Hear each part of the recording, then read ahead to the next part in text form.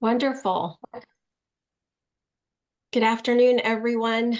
We're going to take a little bit of time to let people trickle in from the Zoom waiting room.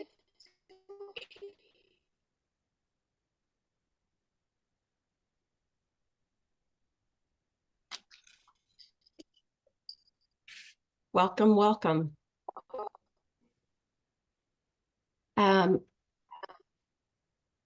We're excited to have you join us today. We're going to take a few moments and mention a few logistics about this virtual event. First, I want to ask all of our panelists to go on mute. I think I'm getting some feedback on the comments, so if we could go on mute, that would be great.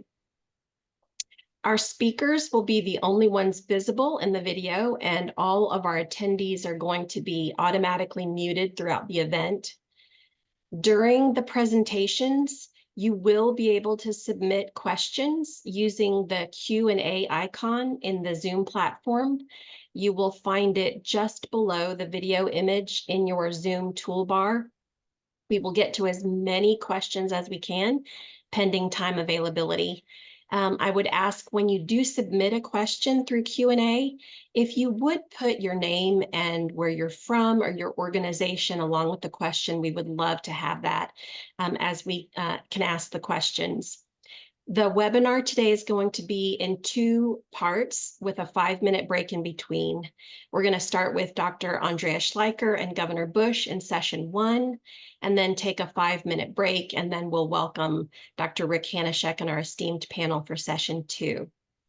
On Monday, ExcelinEd will distribute a recording of this event along with links to all the presentations. You can sign up to receive ExcelinEd emails at our website, www.excelined.org. Now I'm going to turn the program over to ExcelinEd Chair Governor Jeb Bush. Thank you, Patricia. Today's event is being led by Andreas Schleicher. Andreas, as many people know, serves as the Director of Education and Skills and is the Special Advisor on Education Policy to the Secretary General of the OECD.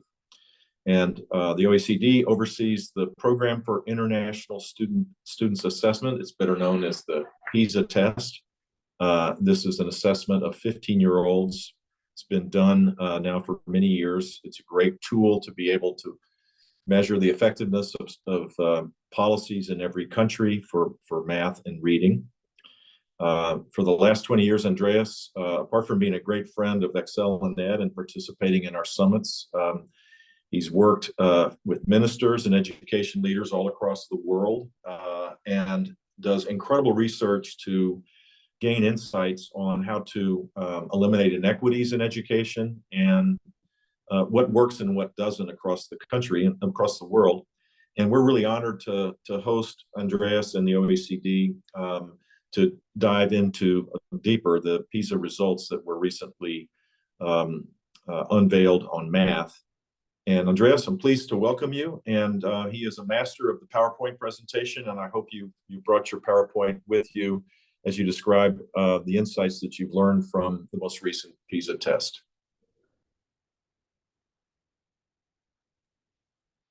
Thank you so much, Governor. It's always a pleasure to work with you. And I really also want to thank you for your leadership in education and your care for global educational comparisons. Let me just start my presentation. I hope you can see that coming up now. And before I share results, I just want to give a little bit of context on the PISA assessment. Basically, here you can see a map of the countries that took part. I just have a difficulty with my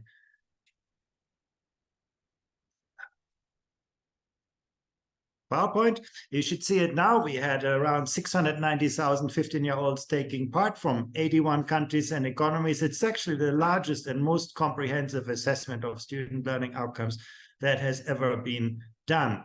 We focused on mathematics, and I want to say a little bit more about how we measure mathematics. we were not just interested whether students remember formulas and equations, but we looked to what extent can they think like a mathematician, reason mathematical, apply their mathematics. Now, we wanted to see whether they can formulate mathematical problems by observing real-world phenomena, by employing mathematical concepts, and by interpreting solutions back in the real world. And countries agreed on the distribution of items, all of that before this test was done.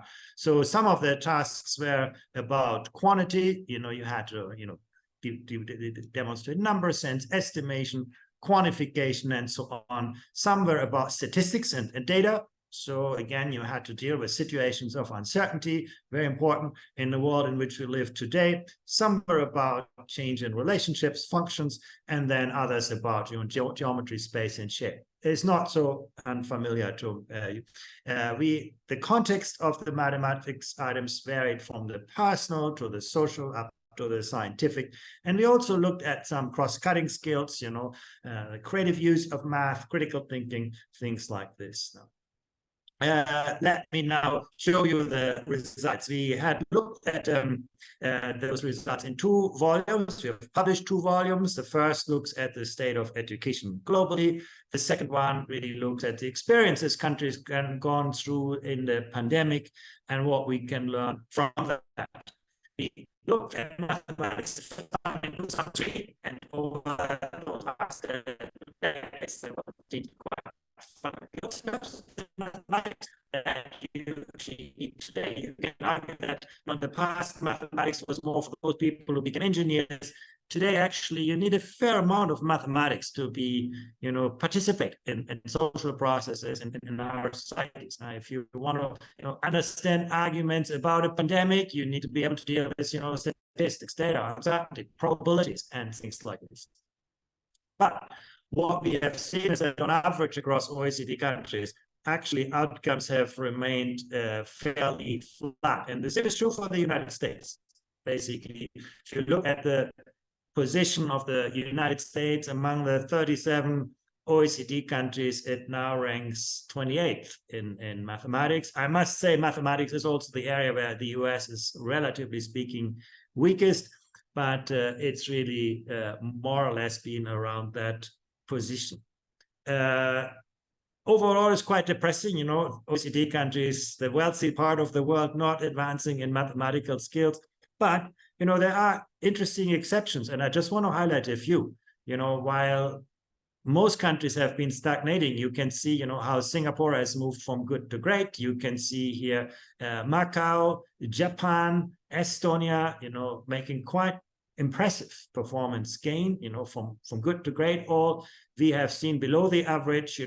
Who would have thought a country like Portugal would ever come out higher than the United States? It's a relatively poor country in Europe, but making steady progress. A little bit of decline recently. Israel also advancing its education system. Turkey, very impressive. Turkey not only raised performance levels, but also got almost doubled the share of 15-year-olds who are enrolled in school. So double kind of progress.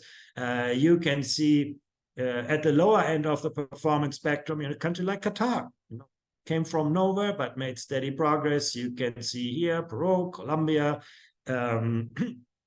Brazil, also, I think, an impressive performer in terms of getting a lot more students enrolled in school and at the same time raising their performance level. So the more depressing picture of no progress isn't mirrored. Everywhere we have a good group of countries that have actually shown how much progress is actually achievable. And that then gets you to the league tables that you can see in the media. So they all have their history, and some of the countries that are at the frontier today, haven't been there for that much time. And I think that's very important to keep in mind, that success is never for forever on this. I want to highlight one more point, and that is about distribution by socioeconomic background. You can take the US and then look at the performance gap between the third poorest decile of students, those from disadvantaged backgrounds, and then those from the wealthiest backgrounds. And you can see actually it covers a big part of the world. Now, if you come from a privileged background in the US, you do as well as, students in Japan, Korea, Hong Kong, and so on. If you come from a disadvantaged background, it's more like, Azerbaijan or Mexico. The question is, is that an inevitably large gap? And the answer is really interesting. If you take students from the very same background as the most disadvantaged Americans in Switzerland, you can see they do a lot better. And if you take students from those very same backgrounds in Macau, you can see they get close to this performance of the wealthiest students in the US. And I think what these data really show is that it is possible to close the achievement gap. Now, there are actually some systems fairly good at educating those from the most disadvantaged backgrounds really well. And you can do that, look at this more systematically across countries. And you can ask yourself, to what extent do young people at age 15 overcome social disadvantage? Now we ask, take the quarter of the most disadvantaged 15-year-olds and ask yourself how likely it is that they make it to the top of the distribution, the top quarter in performance. And you can say in the United States, that's about 1 in 10, and that's similar to the OECD average. But there are countries where it is much more likely, if you come from disadvantage, to actually break through that and achieve at the top, as you could just see in the data that I presented. Immigration is obviously, one source of social diversity. And you can see here the change in the share of students with an immigrant background between 2012, 2015, and 2022. In the United States, you can say, well, that share has been pretty constant. We haven't seen much change over the last decade. In other countries, particularly in Europe, it's a different story. In Switzerland, in Germany, there has been a huge increase in the share of students with an immigrant background. So you could say, that 10 years ago in Germany, there used to be fewer immigrants in the US than in the US today. There are more. So many countries have seen a massive growth in immigration recently. So the diversity that you have in the US is no longer exceptional. You can see that actually now in many countries in Europe as well and other parts of the world. The question, of course, is, are those immigrants different from non-immigrants? And you can look at their social background and you can say, yeah, typically in the US and elsewhere, students with an immigrant background come from more disadvantaged backgrounds. So when you look at their performance, it's something you would want to take into account. And we have done exactly that. Here you see the performance difference of students with an immigrant background. You can say, if you just look at this at face value, you test the students with an immigrant background in the US and you test those without, you can say they more or less score the same. Immigrant students, non-immigrants have the same performance outcomes. If you discount for the greater disadvantage of immigrants, you can say in the US, actually, immigrant students do quite a bit better than the non-immigrants. 20 score points is about 1 school year. So you can say basically, after accounting for social background, immigrant students are more than a school year ahead. And that varies across countries. In some countries, they remain below. In other countries, they are ahead as well. Here you compare the gender gap with the social gap, and you can say most countries have actually done very well to close gender gaps in mathematics. Now, in most countries, the performance of boys and girls is no longer that different. It still is different at the top end of the distribution. There you can see boys are much more prevalent, but on average, sort of things are now quite even. It's a different story when you look at social background. There you can really see in the US and in many countries that gap remains quite substantial. So education has not done as well in closing social gaps as with gender gaps. And obviously, it is also something that can be really, really hard. Yeah, I already mentioned, at the top end of the distribution, boys are still ahead. To some extent, that has to do with career aspirations. We can see those results mirrored in career aspirations of boys and girls, but you need to take that into account that there is still a quite important performance gap at the top end of the distribution. When you look at those students who are achieving level 5 or above in mathematics, then you can see boys are more prevalent. I want to highlight one more aspect, which I really think is not so often considered in the US context, but I do believe it's actually very instructive. You can decompose the variability in student performance in the variance that lies between schools. You have that here in the blue bar, and the variation that lies within schools. That's the green bar. And what you can see here for the United States, but also for other countries, is that the performance differences between schools are comparatively small to the comparison variation within schools. So when I talk about, the US coming out 28 among 37 countries, quite low position in mathematics, this is not just about poor schools in poor neighborhoods. What these data suggest, this is about many students from many schools in many neighborhoods. The between school variability in performance is relatively small to the long trail of underachievers that we see in many, many schools.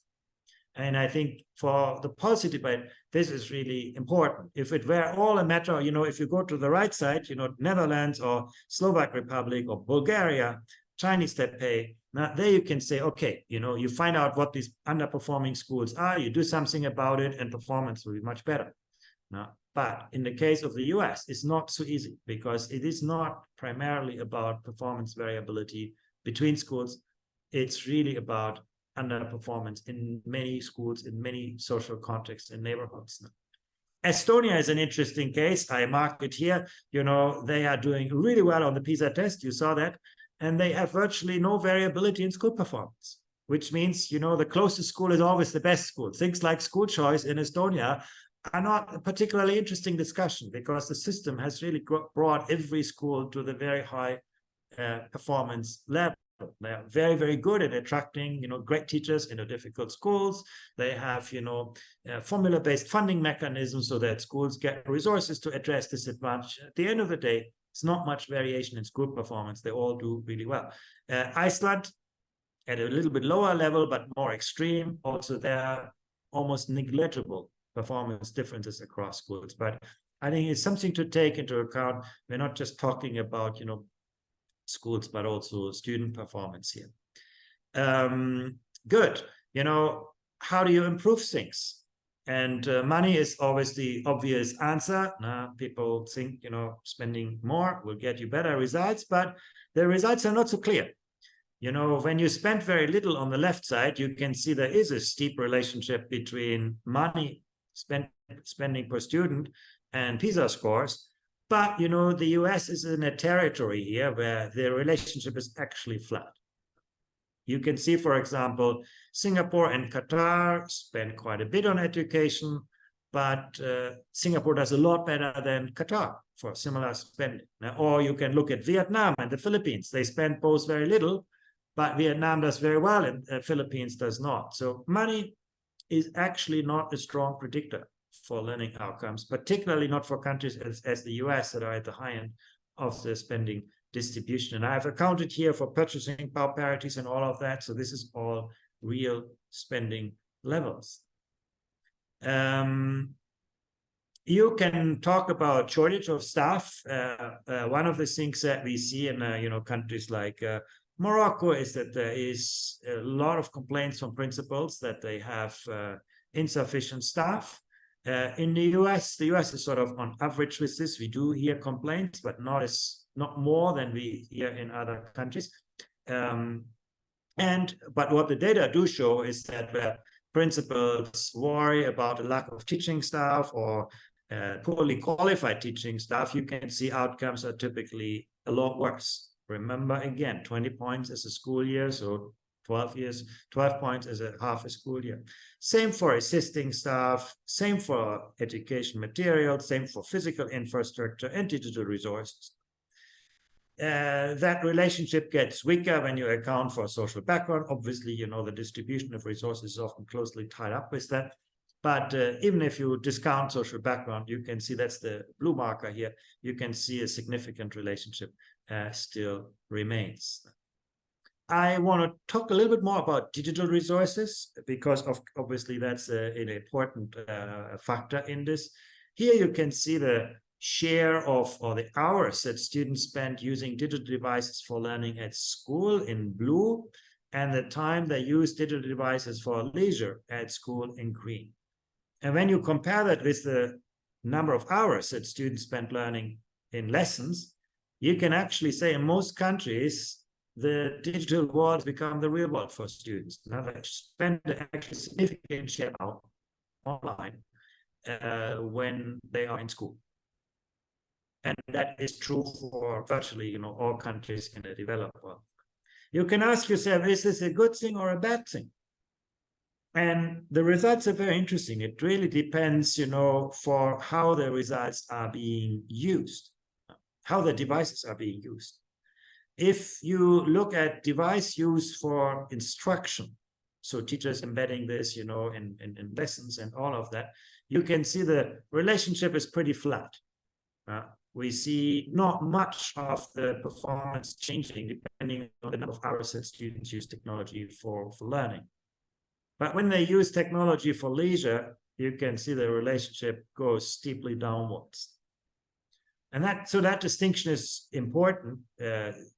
Technology has, in many countries, become a major distraction from student learning, and particularly the use of technology for leisure gets into the way and is clearly linked to negative outcomes. And that is a relationship that varies slightly across countries, but you can see that pattern that I show you here when you break the results down by country, very similarly follow. And you ask yourself, what's behind it? How can that happen? And the answer is that many students say that they get distracted, in every or most of their mathematics lessons, either by using phones themselves, their cell phone themselves, or by having other students using the devices. Now, and you can see the US is sort of on average here. It gets much worse in countries like Argentina, Uruguay, Chile. But you think about the share of students, a third of students getting distracted and even reporting that. I think this is a quite significant factor that we should take into account. We also see, when we ask students, do you feel nervous when you don't have your phone near you? And you can see also there in Turkey or Malaysia, that is, 2/3 of the students. So it's a very large share of students who have almost, an addiction to the smartphone. And I think that's something that is another factor. And we looked at the outcomes. You can see that where students have that nervousness when they don't have their phone, you can see they score a lot lower in mathematics, but they're also less happy with their lives. They have a harder time managing themselves, and they are less resistant to stress.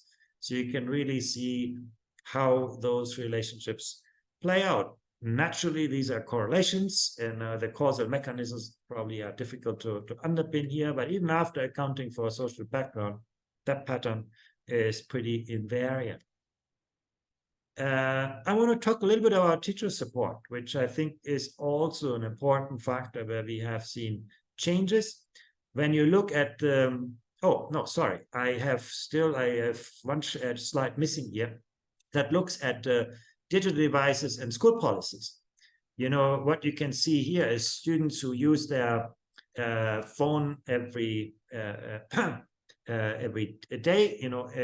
get 1.4 times more likely to be 1.4 times more likely to be distracted than students who are not using their phone. What can you do about it? Well, actually, when teachers established rules about it, we don't see much of a difference. When schools establish, written statements, what students should be doing with their phones, doesn't seem to make much of a difference. The only thing that was statistically significantly negative related to distractions, so reducing distractions, was a cell phone ban in school premises. That's the only factor that we could identify that schools can deploy to reduce the level of distraction. So countries where there are cell phone bans tend to have less of an issue with distractions by devices for leisure use.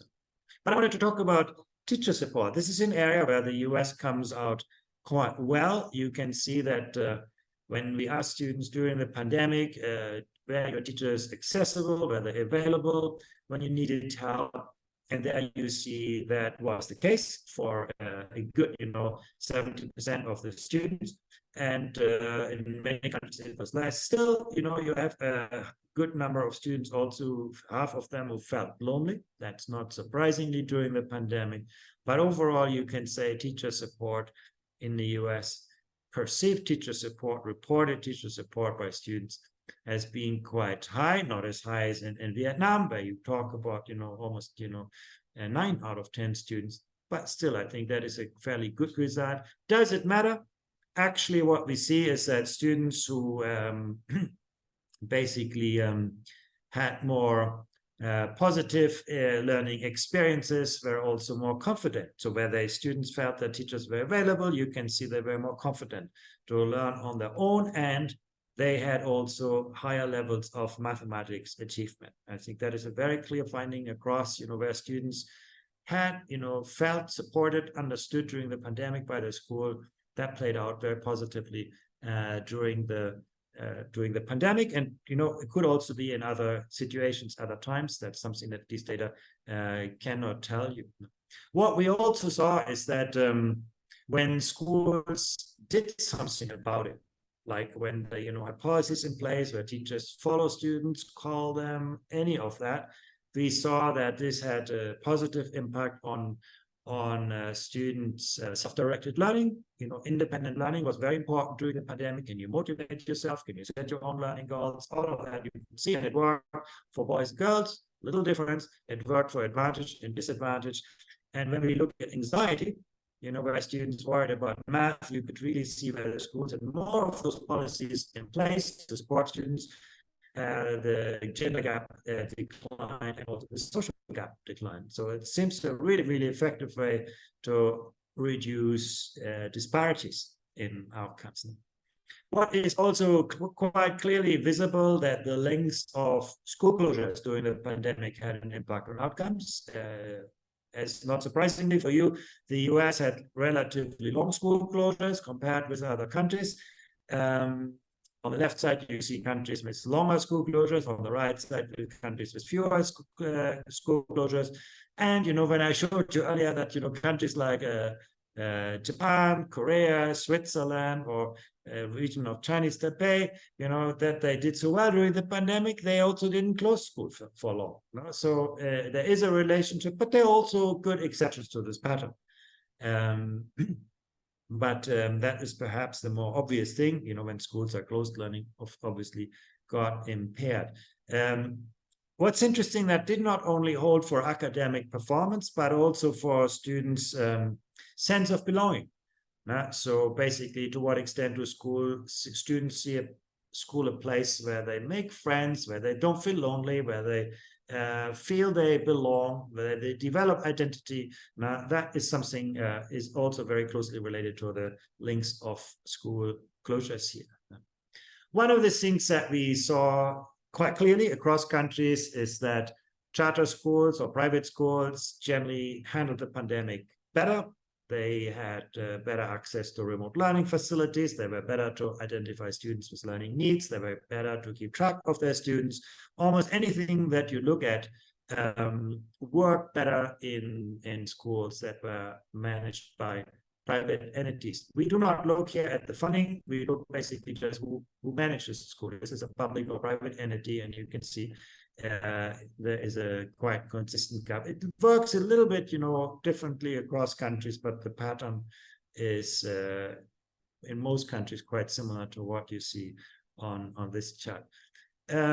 I want to talk about parents and families, because for the first time we have a really good data set on this in PISA, and we were quite impressed by the strength of the relationship that we could see. First of all, this is the share of students in schools where principals said that at a minimum, half of their students' parents are involved in discussing the progress of their child with a teacher on their own initiative. So you basically have parents who go to the school.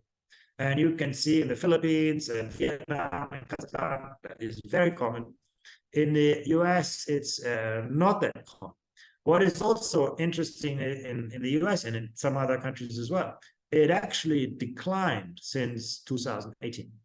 No? And I say this because many have the impression that during the pandemic, parents became more active. They became more engaged in school. Learning moved home to them. But actually, if you look at the data, actually parental interest, engagement in the US clearly declined over the last years. And you will see soon that that actually explains some of the performance differences that we have observed. So, when we look at the, negative trend across the world, it's easy to say this is all about the pandemic, but those factors like, digital distractions, like, loss in parental engagement, decline in teacher support, those factors have actually quite strong relationships with outcomes as well. So that's something to look at. And actually, I wanted to show you, I don't know, this chart is missing for some reason, but I had a chart actually showing the impact of parental support on outcomes, and it is very similar to what you can see for teacher support. Basically, you can say where parents ask their children, how was school? And that's basically not involving a lot of time and not a lot of money, but it's a simple sign that what your children do in school matters to you. That simple question had a stronger relationship with learning outcomes than parental income. So, and we see also the fact whether schools and parents collaborated, whether parents approached the school or the school approached the parents on a regular basis, that also had a very robust impact on learning outcomes. Now, I want to talk a little bit about well-being of students. We ask students how happy they are with their lives, and then we squared that with what we knew about them. And it was very interesting. And you might think, well, for 15-year-olds, school is the last place where they might feel happy. But actually, what we see is that the number one factor was the quality of the relationship with their parents. And the number two factor was actually their life at school. So that seems to be really important. And that's why it seems worth to look at life of students at school. One way in which you can do that is, to what extent do students feel confident in learning on their own? Very important in the world in which we live. This is not just during a pandemic, but increasingly, upskilling, reskilling requires people to be self-motivated. And what you can see here in the US, that students are not very worried about, using a video communication program or software to learn, but actually they do not seem to be good at motivating themselves for schoolwork, according to their own opinion. So that's something that is interesting to observe, that self-motivation is still an issue. We also see that students in general in the US don't have a strong sense of belonging at school. Once again, this is about, feeling that school is a place, that where you feel at home, where you belong, where you have your friends, all of that. And the US is more at the lower end of that spectrum. And we can see, again, it's a very important predictor for the quality of learning outcomes. And you can see that sense of belonging is associated with feeling safe at school, but also with teacher support in mathematics lessons, predicted to a different extent by those kinds of factors. Last point on this is growth mindset. We looked at the extent to which, students feel that, the sky is the limit to their success. If they work hard, they trust their teachers will help them and they will be successful. That's on the horizontal axis here. And you can see a country like Estonia, where students have a very strong growth mindset, and you can see a country like Albania, where students largely believe, this is all about the intelligence I was born with, so there's nothing I can do about it. And you can see on the vertical axis, you have achievement. The two things are actually quite closely related. So where students feel or have more of a growth mindset in a country, you can predict that country also to come better out of the PISA assessment, whatever the causal nature of that relationship really is. And it works, for students with low math anxiety in the same way it works for students with high levels of mathematics anxiety. And we looked at both of those factors. Finally, we looked at other predictors of mathematics performance: curiosity, persistence, managing your emotions, stress resistance, being assertive, having more empathy. Those things also were positively related to mathematics performance. At the other end of the spectrum of student well-being is bullying. We looked at this as well, and I already highlighted, students in the US don't feel that safe. It's not as bad as, in Jamaica or Cambodia here, but certainly also not as good as in Austria or Switzerland. Once again, that sense of safety has an impact on student well-being, on their sense of belonging, on lots of other things. You can see that here, where students feel they're not safe, they were less happy with their lives, they had a lower sense of belonging, they had less confidence in their motivation to learn on their own.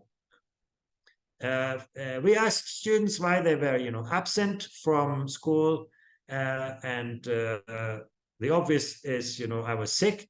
But the most interesting for me was actually the third most common reason was I was bored. That's certainly something, schools should tackle and should do something about. Let me just, talk a little bit about and that will be the end of my presentation, about the education systems that proved to be resilient during the pandemic. You didn't see a decline in mathematics performance. You didn't see, a growing social disparity, and you didn't see a decline in the sense of belonging. Those were our 3 criteria. And you can see Japan, Korea, Lithuania, Chinese Taipei did really well on all of this. They were totally unfazed by the pandemic. They kept moving forward on all 3 aspects. You have Singapore. They showed, growing performance in math. They showed also closing of achievement gaps, but they did not see sort of a continuity in the sense of belonging. Switzerland, the opposite, doing well on math in the pandemic. Students also feeling, sense of belonging, but we saw some growth in disparities. You have Australia, they managed at least to keep performance up. You have, Hong Kong, UK, US, where you can say at least the socioeconomic gap did not rise. And it's also an important achievement. The social gap is large. It could have got a lot worse during the pandemic in the US, but it did not. And then you can see countries, a whole group of countries that managed to be resilient in sense of belonging. And when you ask yourself, what are the drivers? What can we learn from all of this in a pandemic? The most obvious thing is to keep schools open longer for more students. I think everybody has figured that out by now. But also to prepare students better for self-directed learning. I think that's also an important takeaway, that countries where students feel that they can manage their own learning, organize themselves, are self-motivated. That was a huge plus in the pandemic and played out really well. The foundations for learning, the quality of student-teacher relationships, really, really important during the pandemic. The digital distractions, I think that's something that is important. The partnerships with families and parents, the parent factor is one that actually comes out really, really strong in all of this.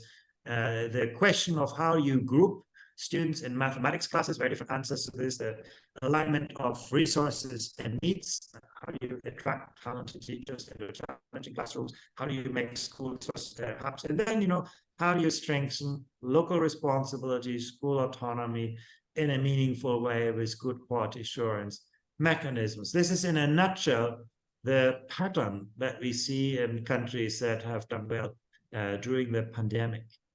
And with that, I stop so that we have good time for your questions. Thank you, Andreas. I'd like to start. There's some questions in the Q&A box, and we'll get to those. But first, I'd like to ask a broader question. First of all, the data that you've come up with is amazing. It's unique, and I don't know of any other place in the world where you can get the depth of data across many, many different aspects of math learning.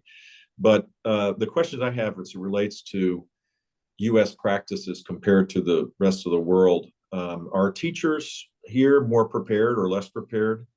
How much time being spent on math during the school day, is that different than countries that may have better outcomes? What about math homework? These are practical questions. Are expectations here lower or higher?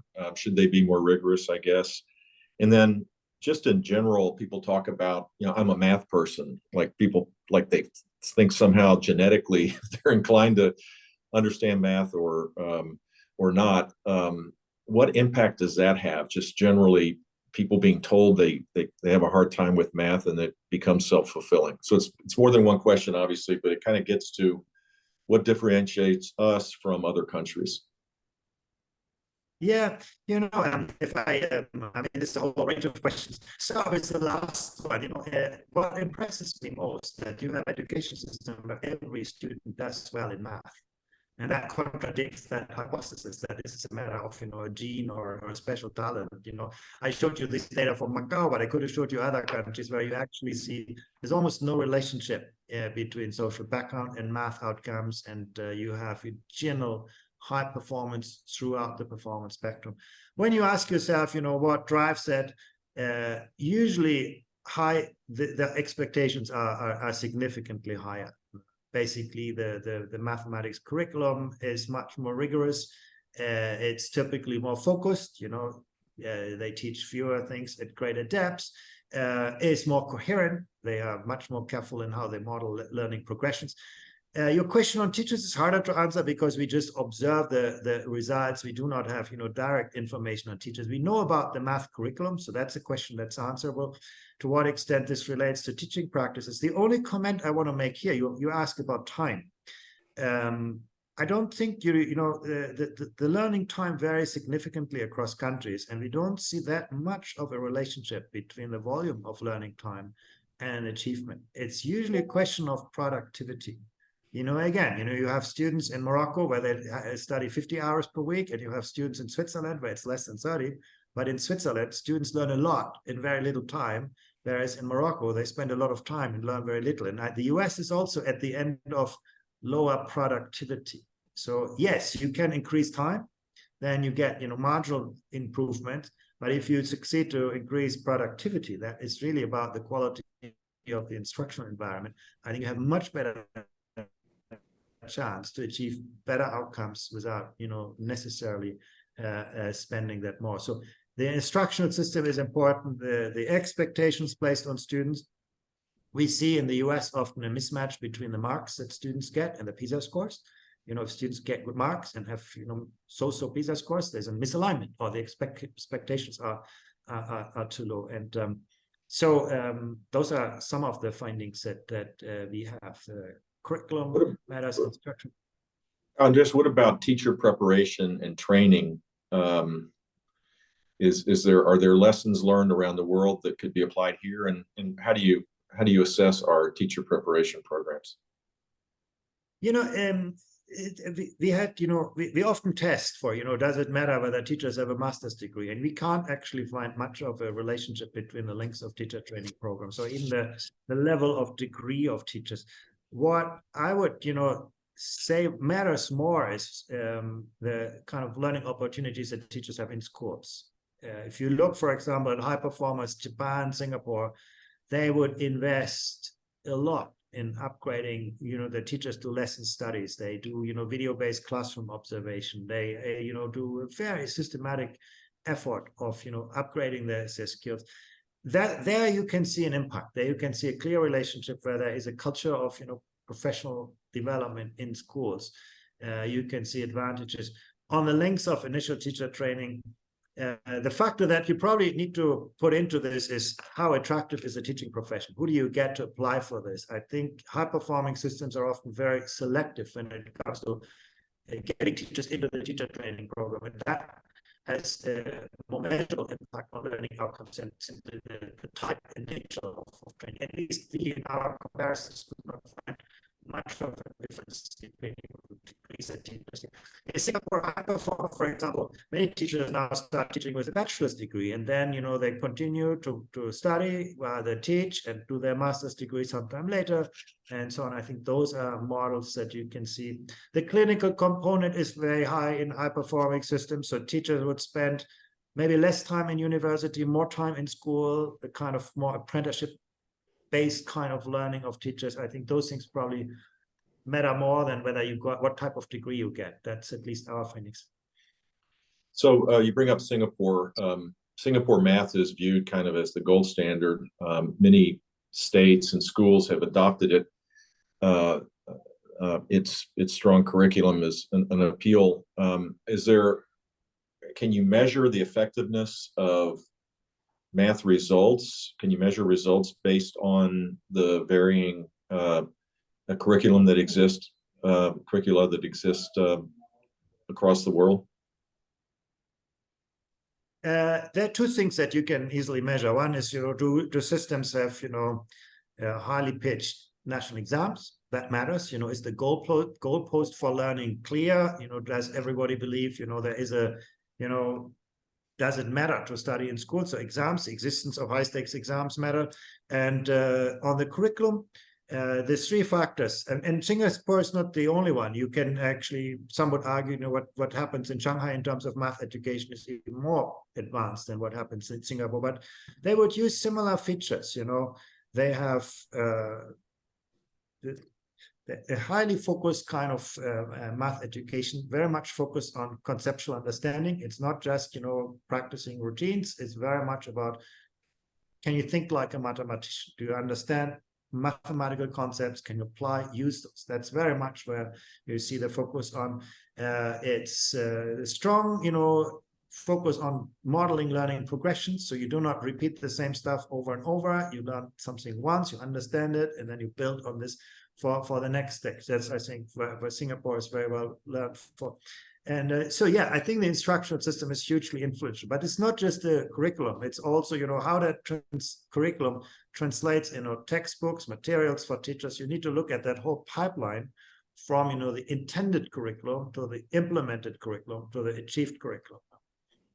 And that's really, I think, the trick to really build a coherent system that models that whole process. What do you think about the learning models that are emerging for artificial intelligence as a tool for both students, but maybe even more importantly for teachers? Yeah, I think you see amazing examples. Korea now has the AI-based digital tutors. This is simply amazing. In a classroom, you don't have to necessarily raise your hand. You can look up things on your digital tutor, which actually has figured out, what gets you interested, what makes you bored, where you advance, where you get stuck. And then, at the end of the school day, you can ask for your personalized homework, and that was a question you asked earlier on as well, to what extent is homework a factor? And homework is a really important opportunity for self-regulated learning. But when you do it with an AI-based tutor, you can get it personalized. It can be really done for you, and you can, do that homework on a computer. It gets scored. It's interactive. It's real time. There are amazing tools. Some are, some of the private tutoring companies have very advanced tools. But I think, if you want to look at this in action, Korea, parts of China have amazing kind of environments for that. And I do believe that for teachers, we don't have that much experience. Most of our focus has been on learning systems for students. It can make your learning so much more adaptive.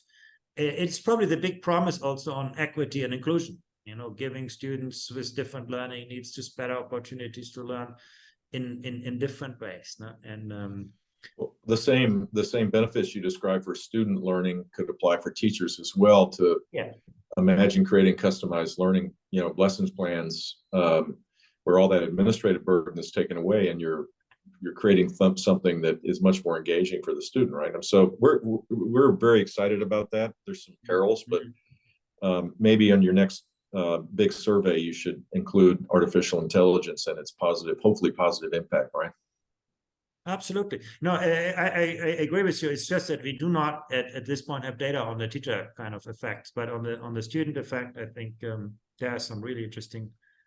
So we have a question here that is basically the Chinese Taipei Taiwan scores typically at the top of the PISA scores. This person was a teacher there for 40 years, and the question is, what contributes to Chinese Taipei's success, and what lessons can we learn from their success to improve here? Yeah, I think actually they fall into the same patterns of what you see in Singapore or other parts of China. It's really I mean, there are also some factors that are harder to emulate. I think the instructional system you could emulate today. I also think the way they invest in teacher capacity, they build, a shared collaborative culture among teachers to understand the way they produce analytics. All of that is easy to emulate. The part that's probably harder to emulate is just, the value that parents place on a good education. In Chinese Taipei, education matters to society, and parents will spend their last time and resources on the education of their children, which is the future of their country. And I think that is an aspect that is probably harder to emulate and harder to separate out from the rest of this. But many Asian countries have that culture of achievement. That academic achievement is valued, and that is sort of very much ingrained in them. The questions about devices and its impact on anxiety and depression and the like was really telling. And there's a movement here in our country now to ban the use of digital devices or cell phones, where you can access social media during school hours or school days. In fact, some states are looking at requiring parental consent for social media accounts for kids up to 18 years old. Are other countries doing anything in these two areas? And has there been a measurement of impact? Yeah, actually, I had one of the charts really showed that it is, we looked at many policy measures to reduce distraction and to use anxiety. And this was the only one that had a demonstrable effect. So basically, you can say systems that ban smartphones have significantly fewer distractions. And anything else that we looked at, do teachers, provide advice or regulation, or do schools have their own kind of, none of that had an influence, but the ban had. So there are a number of countries that have either implemented it or are considering it. And I mean, on the one hand, you can say that is effective. At the same time, in a way, you also want to get students to manage themselves in a more responsible way, and sort of what the right answer is. It's hard to say, but for the moment, our data suggests that the ban of cell phones is the only thing that we can demonstrate is helping to contain destruction. Why Finland's always touted on your tests as kind of a model for the rest of the world? Why have Finland's scores declined a bit? Yeah, it's a very good question. I don't think there's a very clear answer. I mean, part of that is that society has become more diverse in Finland, and there was probably schools were not really well prepared to deal with that. The school system had a hard time with this.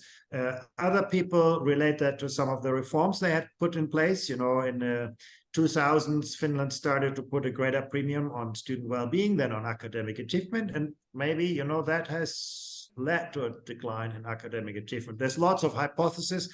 It's going to be very hard to sort of unpack that, but that's certainly something that we will be looking at. It's not just Finland. There's some other countries with similar models of education that have seen a marked decline in learning outcomes. And are countries reevaluating their math curriculum to add more relevant mathematical skills, for example, data analytics? And are you collecting data on these possible changes? Yeah, absolutely. And there is actually lots of work underway on this. Not all of that is reflected in this PISA round, because some of this has only been introduced very recently, but you have, computational thinking, data.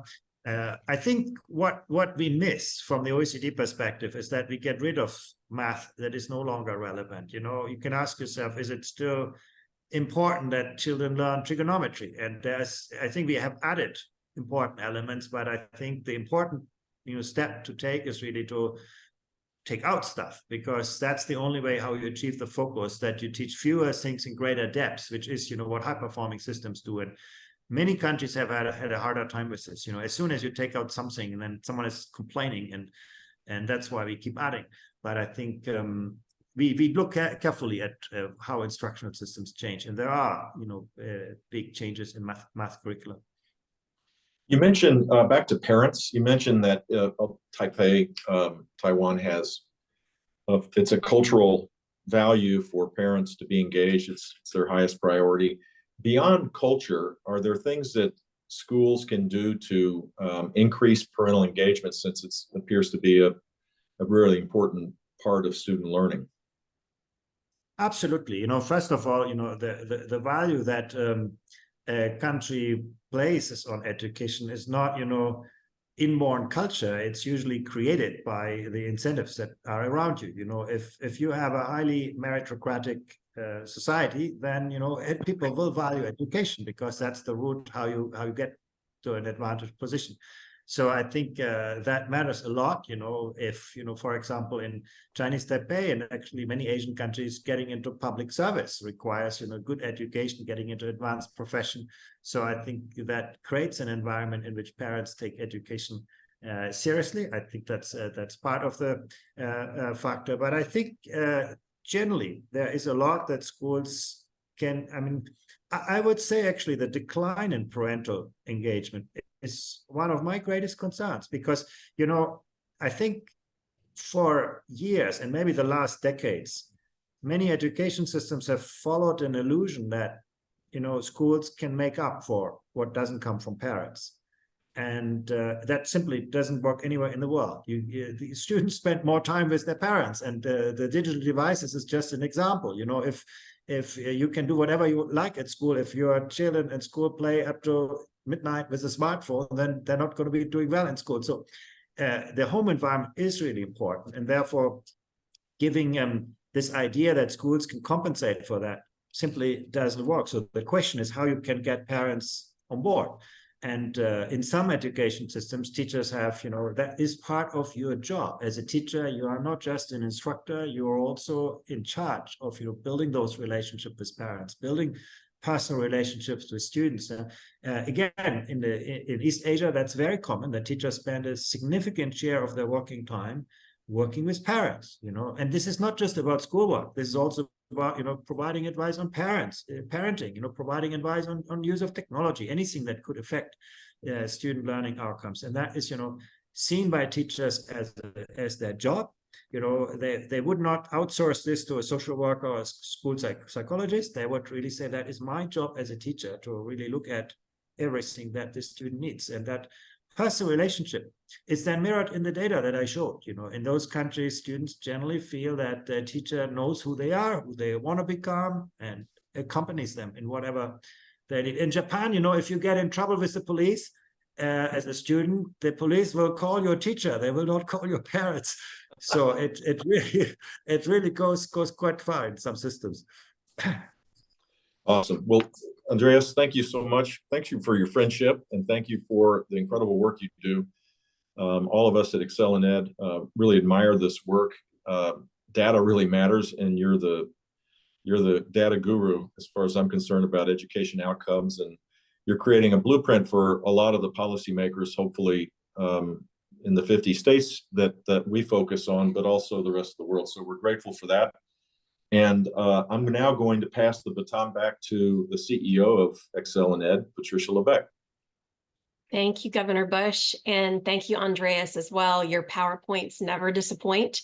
And I want to let our audience know, Andreas is going to stay on for the second part of the webinar.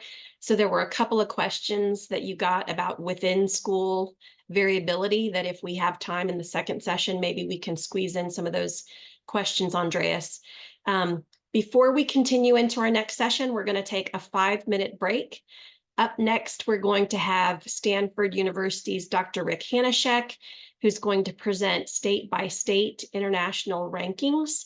And we're going to be joined by a panel of state chiefs and policy experts for a discussion on what do our leaders need to do? How do we act on this?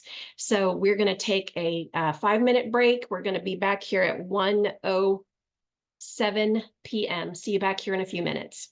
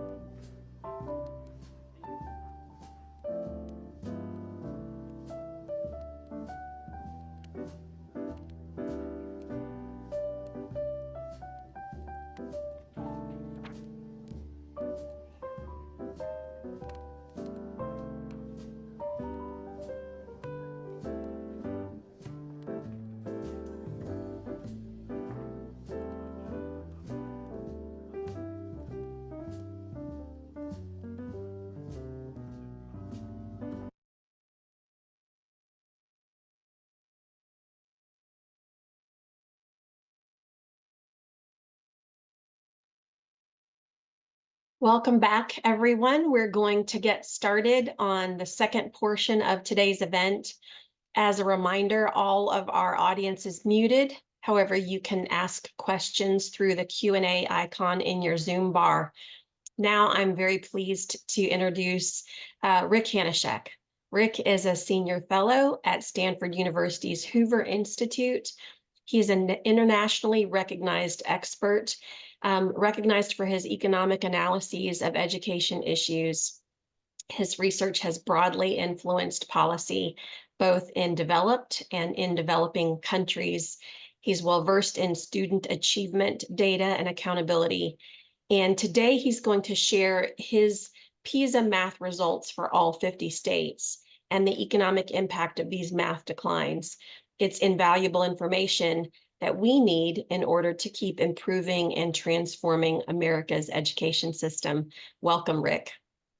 Thanks very much, Patricia. It's really a pleasure to be with you, and it's a pleasure to follow Andreas, who has done such a good job of explaining some of the things that are going on in the United States compared to the rest of the world. I'm going to change the focus a little bit. As an economist, I'm going to focus a lot more on the economic implications of some of the data that Andreas gave. And secondly, I'm going to focus on the differences across the various states in the United States. What you saw from Andreas's work is that countries differ a lot in all kinds of ways. Well, US states also differ a lot, and they differed a lot in how we came out of the pandemic. So I want to walk through quickly where the US states fall internationally, because that puts US states in better perspective. What countries are our states competing with, and what are the implications of that for the future? So if I can share my screen quickly,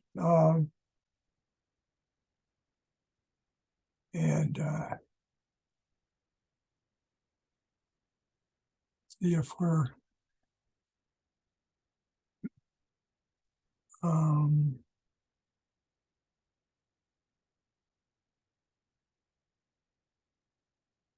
so hopefully you've got my screen available to you.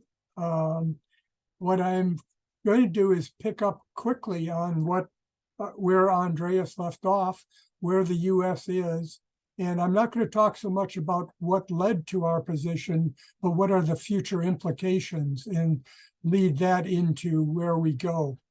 In particular, I'm going to start very quickly reviewing where the US ranks internationally, and then put the states into this international context. The state reactions to the pandemic in terms of student outcomes were actually quite different. And I'm going to relate that to the economic costs faced by both individual students in different states and by the economies of different states. And then we'll go into our panel discussion, which will talk a lot more about how do we meet this challenge. So this is a different version of what Andreas showed. This is ranking all the countries of the world from the poorest performing countries up to Singapore and Macau and Taiwan. The blue line is the United States, which indicates that before the pandemic, as in after the pandemic, we weren't doing as well as we might hope. The United States is 2 bars below the OECD average for performance. And it says that we're competing with Malta and the Slovak Republic and Croatia. And these are not the economic competitions that we want to engage in. What we know from economics is that the future for both individuals and for economies depends upon the quality of its labor force. And this does not bode well for us in that regard. If we look at other things that Andreas mentioned of the amount of learning losses, and this is rather crudely measured by the difference in scores between 2018 on PISA and 2022. Cohorts might have changed and other things might change, but this is a pretty good rough estimate of what was the cost of the pandemic. And let me show you, we've again now rank ordered countries in terms of the amount of learning losses.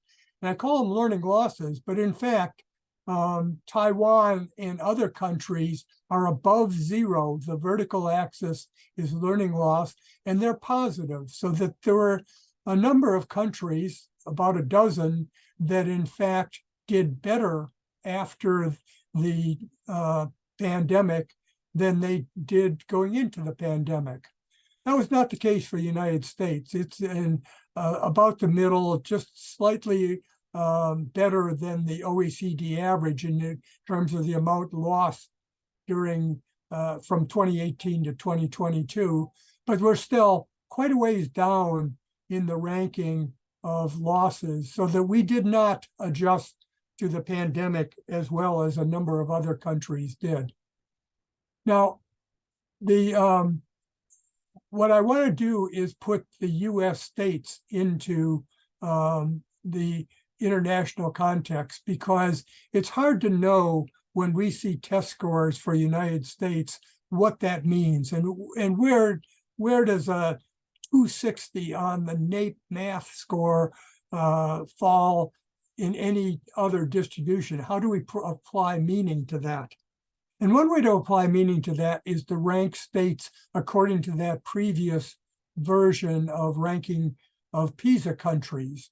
And so what we've done is take the 8th grade NAEP math scores and compare those basically to the PISA scores for 15-year-olds in 2022. And what we've done is put these two distributions together so that they're on the same scale.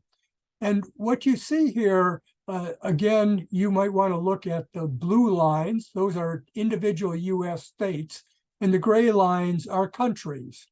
And what you see first is that Massachusetts, which is our best state, is in fact would fall 16th in the world, but this is comparing our best state to the average of all the students in these other countries. And so Massachusetts is competing with the UK and with Austria. Utah is 21st in the world, competing with Slovakia and Finland, doing slightly better than Finland. The question came up about Finland last time. Utah and Massachusetts do better than Finland, but again, that's for our best states compared to the average of everybody in these other countries. And then you go down the list, which is basically the rank order of listing of our 8th grade NAEP math scores in 2022. And you get to Idaho and South Dakota, Wisconsin, and so forth. What you see is that there's still a long way to go for most of our states to be competitive. And the reason I stress these differences with other countries is that with today's international economy, students who come out of school in Texas are no longer just competing with students in Oklahoma. They're in fact competing with students around the world because we have an international market for economic products and for essentially labor. And so the students in a number of our states are not very competitive with the top countries of the rest of the world. Now, what I've showed you here is just the top half of the distribution, because when I put 50 states together with 80 countries, it's too big to put on one chart. Here's the bottom half of the distribution. In the bottom half of the distribution, we have at the far end Puerto Rico, but New Mexico, Washington, D.C., West Virginia, Oklahoma are down competing with Kazakhstan and Romania. These are not the places where we want our students competing in the future, and that's the challenge that we face. Now, we can also look quickly at how much each state lost in terms of test scores compared to countries of the world.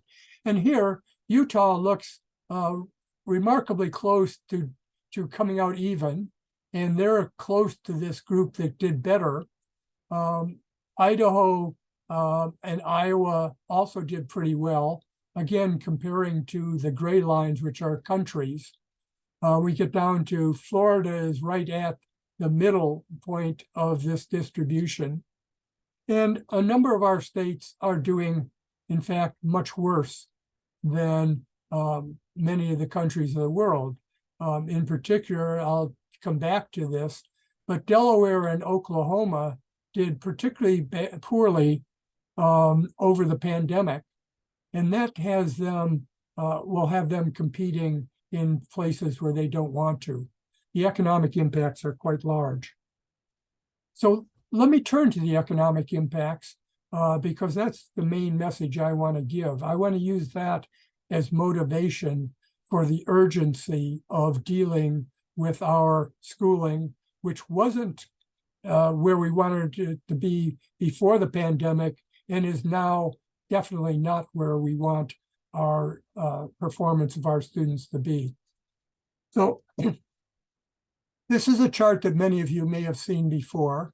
This is just the amount of NAEP score losses between 2019 and 2022, roughly the same period as the PISA scores, where the red colors for Oklahoma, Nebraska, Minnesota, New York, are states that lost the most in terms of NAEP math points.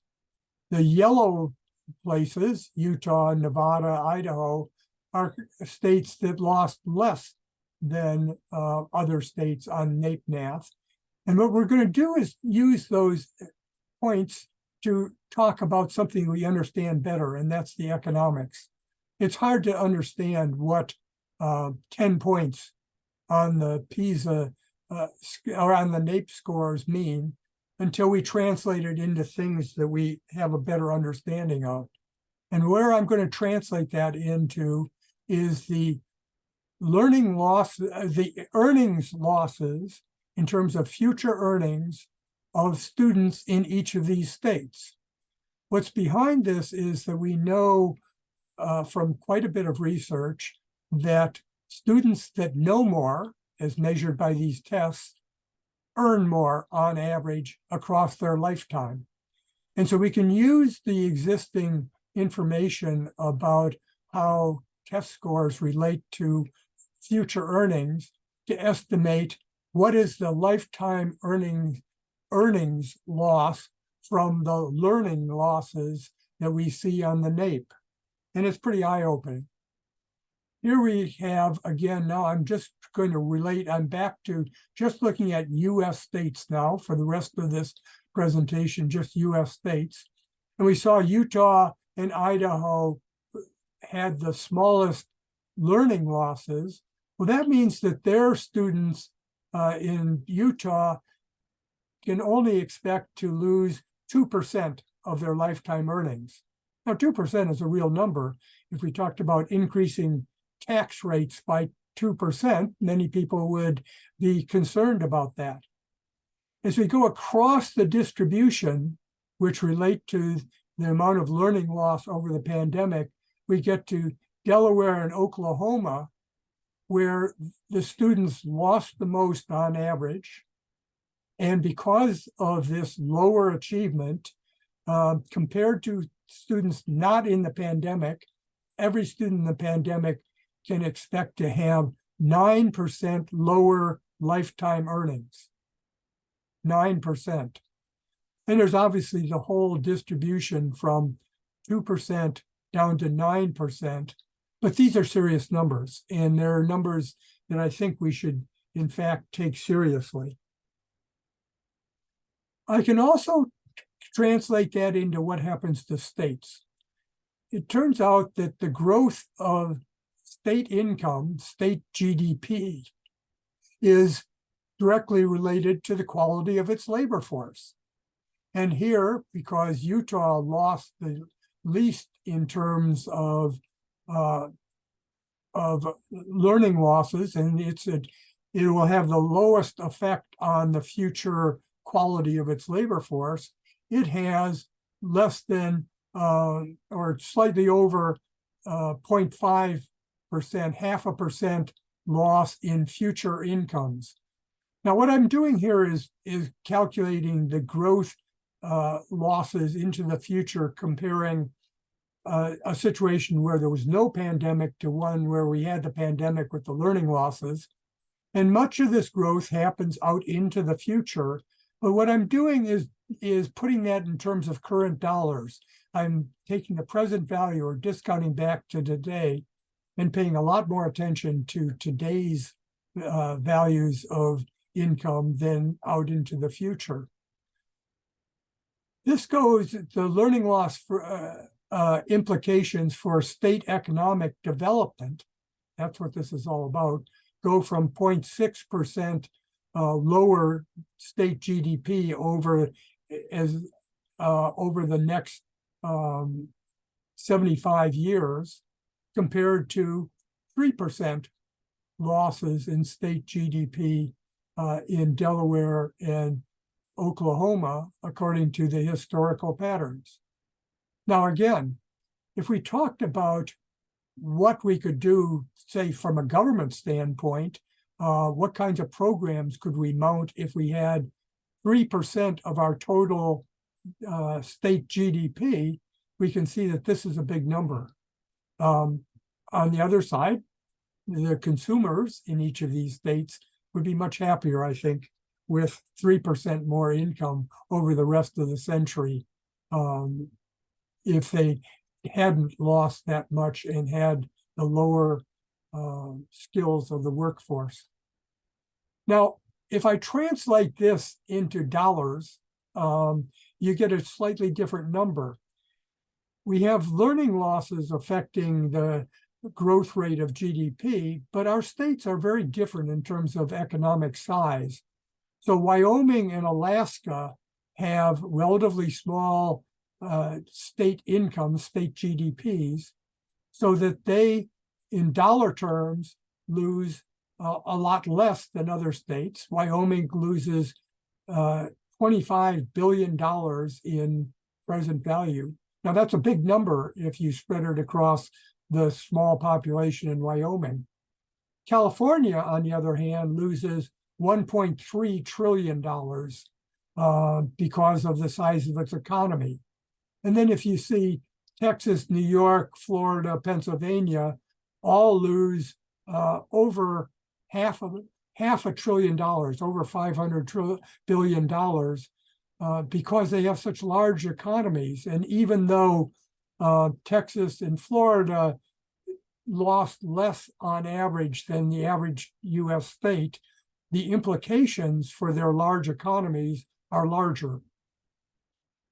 So what does this all mean? What has been lost? Let me summarize.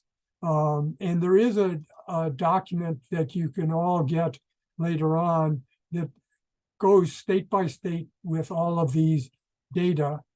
On average, any student in the COVID cohort will lose 5.6% of lifetime earnings. It's like a tax rate of almost 6% on anybody who was unlucky enough to have been in the schools during the COVID pandemic. By state, as we showed before, this ranges from 2% to 9% losses, depending upon how well each state adjusted to what was going on. In terms of total growth, I now get into numbers that are hard to understand. The total growth into the future, if I just add up the lost growth because we have a poorer workforce, is $28 trillion. Now, $1 trillion doesn't make sense to anybody, including the chairman of the Federal Reserve Board hardly knows what $1 trillion is. But $28 trillion is somewhat larger than 1 year's GDP. Well, it's like closing down the US economy for a year because of the pandemic. If we look across states, in percentage terms, I said 0.6% in Utah to 3% in Oklahoma and Delaware and everywhere in between, or $25 billion in present value, current dollar terms in Wyoming versus $1.3 trillion in the state of California, my own state. So these are big numbers. They justify, in my opinion, doing more radical things to try to deal with this.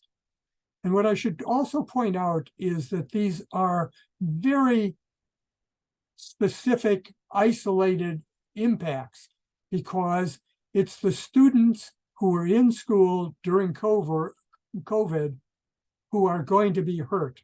And this cohort has been hurt, and it will be permanent unless we can do something about it.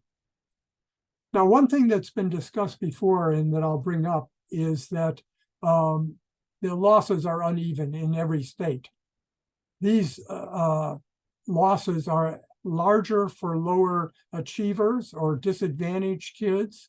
You see in PISA, the variation in scores has increased over this period of the pandemic, which means that the people most in need of more education or better education were hurt most by COVID.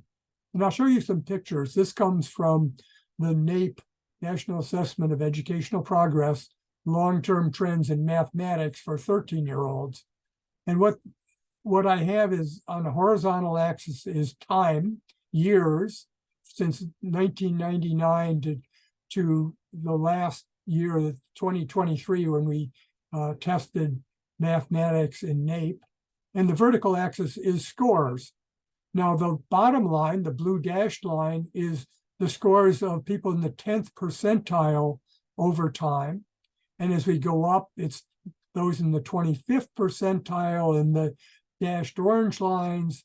The gray lines are the median or 50th percentile, basically the average person in the US, average 13-year-old. The 75th percentile up to the dark black line at the top is the 90th percentile. What you see here is that in the last 3 years, from the beginning of the pandemic in 2020 to 2023, last spring, there are declines in every group, but the declines are larger for those who are lower in the achievement ranking. The second thing that hasn't been discussed very much is that these declines actually started before the pandemic. The pandemic is not the only story. You see, back from 2012 on, the bottom 10th percentile is losing ground. And you see the same for the 25th percentile, and to a lesser degree for the 50th percentile, whereas the declines only start closer to the pandemic for the higher achievers. But there is this problem that the struggling students are hurt most. Now, the other thing that I want to point out is simply the urgency of this situation. We basically only have a chance to remedy the learning losses when the kids are in school. Once they leave school, they are basically lost to us. We can't expect employers or even universities to make up for the learning losses that we're seeing. We have already graduated 15.5 million students who we can't touch anymore. So for them, the losses and the economic losses and the learning losses that I portrayed before are going to be permanent on average. They are not going to recover. We have a chance to recover for the remaining ones, but it means that we have to act quickly. We can't have long-range things. We might want long-range problems because, as I said, the US isn't where we want us to be. But to deal with the urgency of the pandemic, we have to have very fast-acting programs. And so I'll stop there and go to comments and questions and to our board, who can talk a little bit more about the future and how to interpret these numbers. Great. Thank you, Rick. I really appreciate your work on this, especially how you've taken these the data on math losses and given us something tangible, a tangible way to think about lifetime earnings loss for individual students. Before we move to questions, I'd like to welcome and introduce our panelists. And Rick, you can take your screen down as well. I'll be happy to do that. Joining us today are Angelica Infante Green, who is the Rhode Island Commissioner of Education. Commissioner Infante Green began her career as a bilingual classroom teacher in New York City and has championed the inclusion of bilingual students in her many leadership roles. She also serves on the National Assessment Governing Board, which oversees the National Assessment of Educational Progress. From North Carolina, we have Superintendent of Public Instruction, Catherine Truitt. Superintendent Truitt began her career as a classroom teacher, concluding a decade of teaching in Benson, North Carolina, and later becoming an education advisor in the governor's office. She has also served as the chancellor of Western Governors University in North Carolina. Denise Fort joins us from EdTrust, where she is the president and CEO. Denise is a leading voice in education equity. She served for 20 years in senior congressional staff roles on Capitol Hill and as acting assistant secretary at the U.S. Department of Education. We also have with us today Russell Gersten, a professor emeritus in the College of Education at the University of Oregon. Dr. Gersten now serves as the executive director of the Instructional Research Group, an organization that specializes in research and large-scale program evaluation in the areas of math, reading, and teacher professional development. Dr. Heather Pesky joins us from the National Council on Teacher Quality, where she serves as the president of the organization. She previously served as a senior associate commissioner for Massachusetts Department of Education. She's the co-author of the award-winning book, Finders and Keepers, Helping New Teachers Survive and Thrive in Our Schools. And finally, we have ExcelinEd Senior Policy Fellow, Dr. Christy Hovanetz. Dr. Hovanets is one of the nation's leading experts in school accountability and assessment policy. She is also a former classroom teacher and served as Deputy Commissioner of Education in both Minnesota and Florida.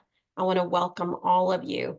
And Andreas Schleicher is still on. Andreas, if you want to come on camera or you want to wait, and I'm sure we're going to have some questions directed at you as well. So Rick, before we turn it over to the panelists, help our audience, which are primarily state education leaders, help them understand why should they care about global measures like PISA? Well, I think that PISA tells us something about the future of the U.S. What we know is that economic growth, which is what determines future well-being of countries, economic growth is directly related to the quality of the labor force in every country. And the measures of PISA turn out to be pretty good measures of what the quality of the labor force will be in our modern information-based economies. I appreciate that you gave us kind of that range of 5% to 8% or 9% on what type of lifetime earnings loss students that experience the pandemic were going to experience in their lifetimes. Give us some other context for what other types of activities or things have produced this type of profound impact on lifetime earnings. Well, I'll give you it in two ways. One is I talked about trillions of dollars, which nobody understands. It turns out that the cost of the pandemic through the learning losses are 5 times greater than the total cost of the 2008 recession. Everybody talked about how big the 2008 recession was. The learning losses amount to 5 times that amount. And we took the 2008 recession seriously. We ought to take this seriously. At an individual level, and the kinds of losses that we saw there, from a standpoint, you can compare that to what happens if you have a lower quality teacher. We've spent a lot of time in education talking about the quality of teachers and the impact of that. The average losses that we see for the learning losses are equivalent to moving from an average teacher to a teacher in the 16th percentile, or something. In a very low rated teacher has essentially the same impact as the pandemic did on average. And I bring up the teachers only because I hope that our panel will talk about it. I see in making sure that there are effective teachers for each child is the basically only way that we're going to get out of this learning loss and deal with these problems. Denise, you know and have studied the loss data on NAEP and now seen some data on PISA. What should the audience be thinking about regarding the disparity of these losses? Yeah, thank you so much. And I'm really delighted to be here. I have to say that the data that we've seen in both of these presentations is just really quite jarring. And I just really agree with Rick that something has to be done now. And I think what's most troubling is between NAEP and PISA, the impact of loss, when you get down to it, means, and particularly when we're talking about math, the future of doctors, engineers, computer scientists, people who we need in this country to keep the country moving. It also means when you look at the unevenness that Rick talked about, that we are seeing and will see an impact on students of color, students from under-resourced communities, those of whom have already been deeply impacted from the pandemic in terms of not just unfinished learning, but job loss in their families, the economic impact, the health cost in their families. And then on top of that, And I really felt that Andreas's comments about this were really just reinforce a lot of the work that's been going on. You know, with our young people experiencing so many challenges, including mental health challenges, we know some of the solutions. And he talked about belonging and inclusion and what that does for student performance, and that students were doing better. So, you know, I just think this means that states and district leaders should be thinking about really deeply how we can use these ESSER dollars to sustain investments in evidence-based practices, whether that's intensive tutoring programs, which we know to have impact. Heather's going to talk about teacher prep and supports, but also increase access to advanced courses, particularly math. We released a report just this week talking about math impacts and what that means for students of color and students from low-income communities. We found that high achieving Black and Latino students and students from low-income backgrounds who take and pass Algebra 1 in 8th grade still end up taking advanced math courses in high school lower rates. Why is that? Why is that? And we also said that the data points to the likelihood that students who did and did not take advanced math courses in high school have vastly different experiences with their math teachers and counselors' practices and perceptions. So we know what's at stake, but I think we also know what we need to do. So I'm just really excited to have this conversation with the rest of the panelists, and I'm very thankful to both Andreas and Rick for the data that they shared with all of us. It is time. It is urgent. I can't underscore that more. Thank you, Denise. We're delighted to have two of our strong state education chiefs joining us today. I'd like to ask both of you to talk about what you're doing in your state or planning to do. You're going to be asking the legislature, most sessions are coming up, to do in your states related to math performance. And if you can differentiate maybe between what are things you're doing for immediate impact, but also longer term solutions. Catherine, let's start with you, and then Angelica just join right in after. Yeah, thank you so much, Patricia, for inviting me to join this incredibly esteemed group of educators.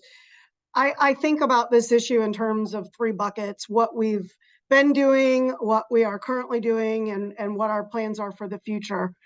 So I'd like to start by talking about our pandemic recovery efforts, because we were knowing that we were separately looking at reading, and which is a whole other conversation. We looked at our ESSER dollars in terms specifically of math recovery. And so knowing that there was going to be so much money coming to our 115 districts of varying sizes, I created something called the Office of Learning and Recovery to help support districts, especially our small districts, in using data to guide their recovery effort. So I would start by saying that we spent about $103 million on a competency-based assessment, allowing schools to purchase licenses for a CBE assessment platform for math and reading for grades K-8, so that teachers could get the data they need to inform instruction. We also spent a lot of money on summer bridge programs, about $36 million for grades K-12, to fund high quality evidence-based in-person and enrichment programs for math. We prioritized students who are at risk or had been identified as being disproportionately impacted by the pandemic, and we required districts to provide about 50 hours of programming. At least 25 of those hours had to be dedicated to academic learning acceleration.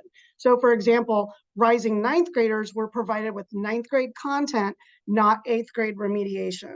And I think that's very key.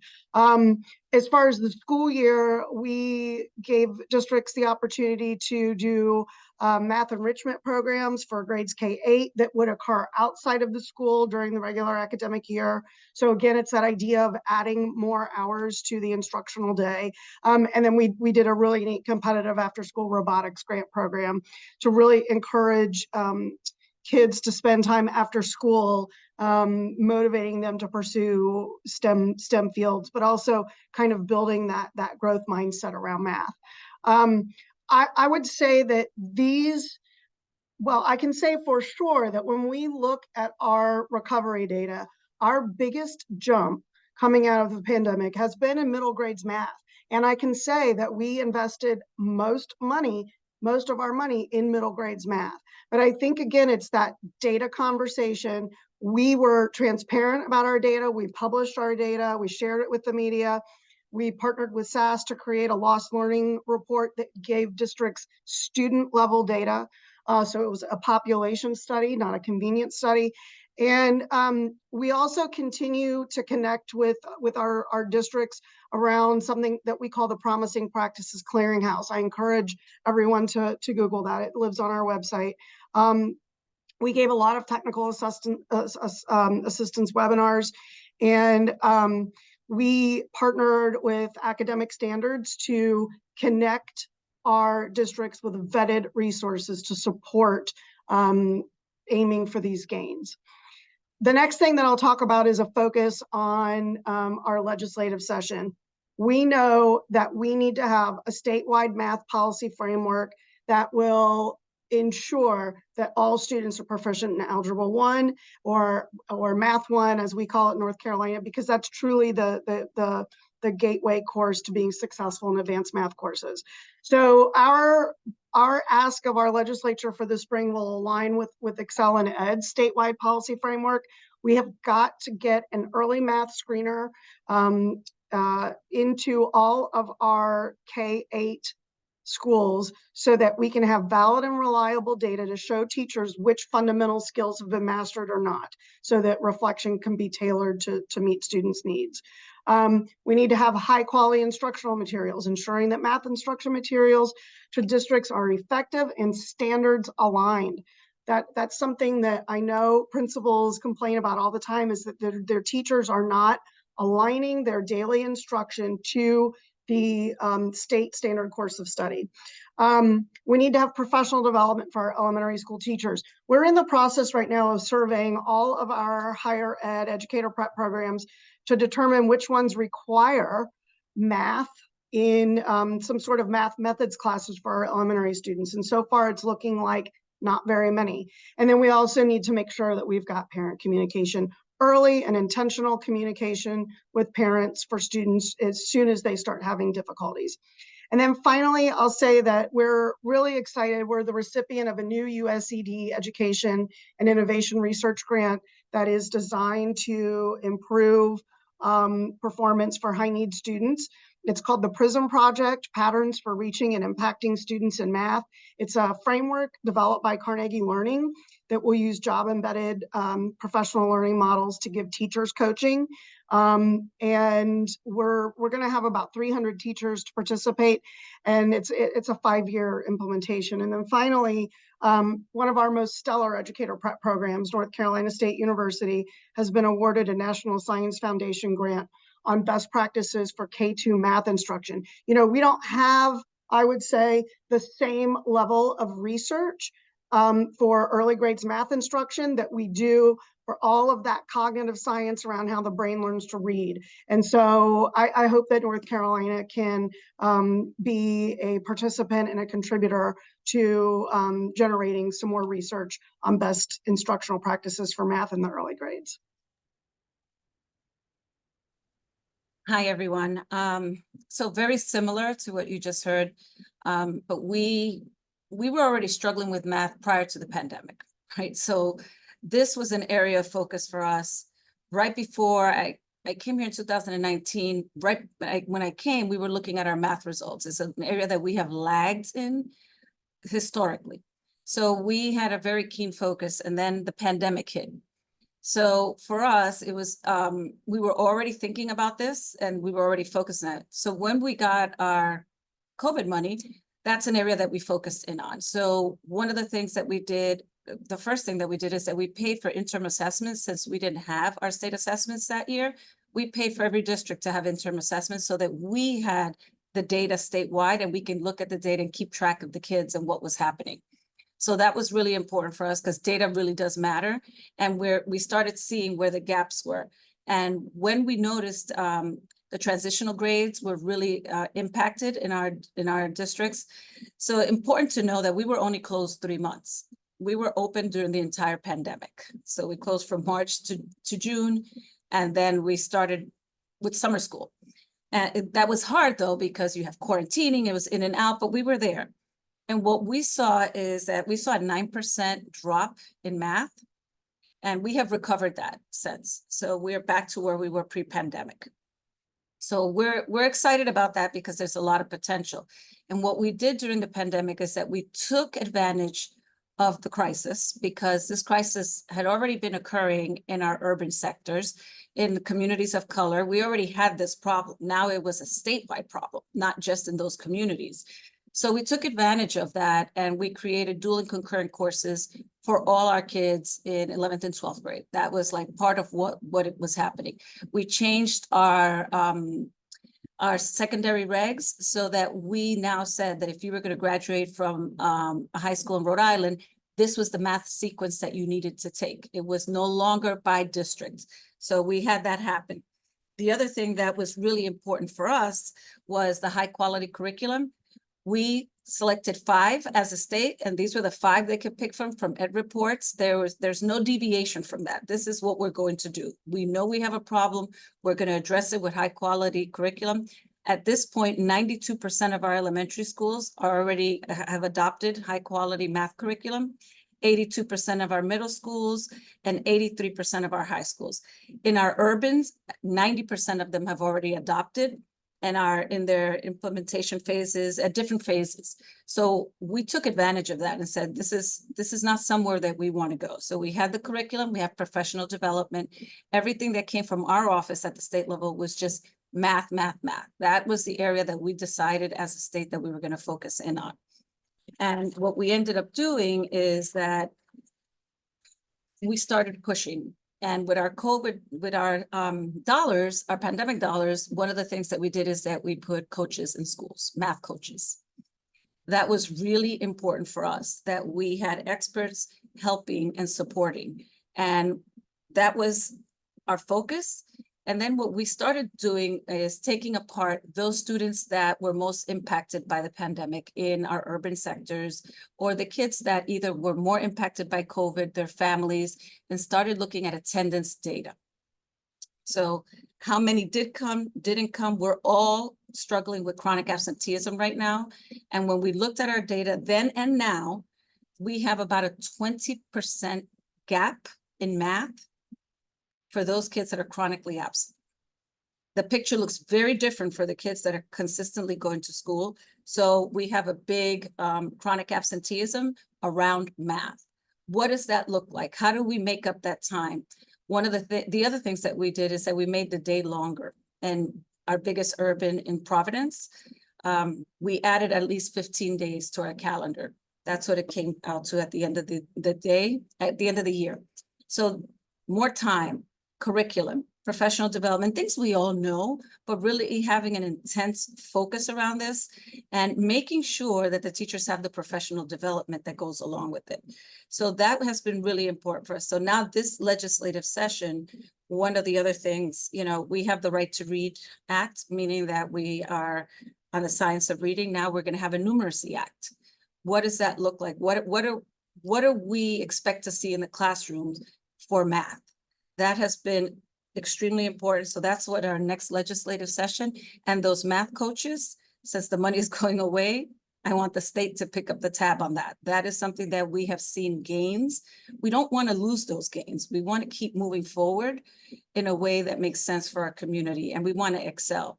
It is about acceleration and not remediation, and really working with the families. I think the other piece that has been really impactful for us was bringing the families in and going into their houses. Zoom has changed how we interact with parents, and really having those touch points, one in a language that the parents can understand, and really showing them what the math looks like. And I know we saw in one of the earlier slides that technology sort of had a little bit and then it was flat. One of the things that we're finding, particularly in Algebra 1, is that we have some virtual reality. So they do the whole unit, and then they have these virtual reality where they actually create, like they'll build a box, so they'll build from an equation. So it's actually real for them. And it's only 45 minutes at the end of a unit lesson, but they're actually getting to create. When the kids ask, well, why is this useful? What are we going to do with this? Then we tie it to those activities, real world activities. How are you using this in architecture? How are you building?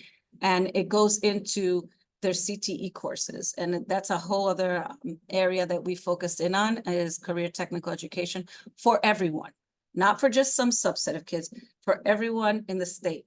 And how is math related to all of those different career choices? So that's what we're seeing, we're doing, we're pushing as we move forward. And I know we're going to talk about it a little later, but I'm very worried when we don't have the funding to really do the innovative things that we've been able to do that have shown actual results for us. Thank you so much. Dr. Gersten, you have been on the National Math Panel. What should the policymakers and educators listening know about the keys to effective math instruction? What do they all need to know? Okay, I'm going to start with what they should not be doing, which is getting embroiled in math wars, which are raging again with great fury. Be aware that both sides, and they're probably not 2 sides, but 17 sides, because they're gonna have each of them some good ideas, but they're gonna misstate other approaches and gonna get all hysterical and emotional and try to give quick fixes. And there's no quick fixes here. None of the countries that Andreas showed with high performance they're not quick. There's some new theory, like for example, California is trying out for creating equity and all. What we can do, and I think this point, people say it, but they don't take it that seriously. What states can do is help direct districts and schools to cover certain critical topics and to cover them in this way that students know. So, and I'm going to go through the 3 or 4 critical areas, but that students really know them. So it doesn't really matter what grade they're in, but that one of the areas is fractions, that students finishing elementary school need to really understand fractions. That was the key message from National Math Panel. And the reason, and it is not one that ever crossed my mind till I interacted with the mathematicians and researchers, the reason it's so important is because students there enter a world of abstraction that they're not used to. They can't use their fingers anymore. There are all kinds of complex ideas there. And fractions need to be taught well. So one thing I think states can do is, rather than a PD session on 4th grade or 5th grade math standards in your state, would be to say, we're going to focus on fractions, making sure teachers understand all the nuances involved in the concepts there. And so the second thing the math panel stressed is conceptual and procedural knowledge are both important, and that's true if you look at Singapore lessons or anything. It's not one versus the other.